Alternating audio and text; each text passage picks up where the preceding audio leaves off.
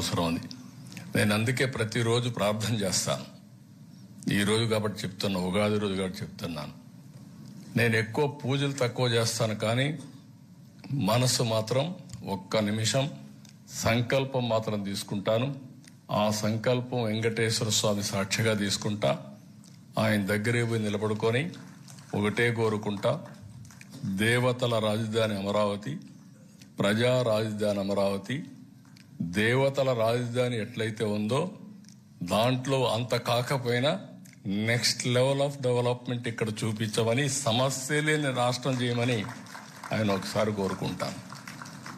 వర్చువల్గా ఓసారి ఎక్కడున్నా నేరుగా తిరుమలకి వెళ్ళి, వర్చువల్గా అంటే ఇమాజినేషన్లో వెళ్ళి ఒక్కసారి పూజ చేసి ఆయన ఆశీస్సులు తీసుకొని అక్కడి నుంచి నా పని ప్రారంభిస్తా.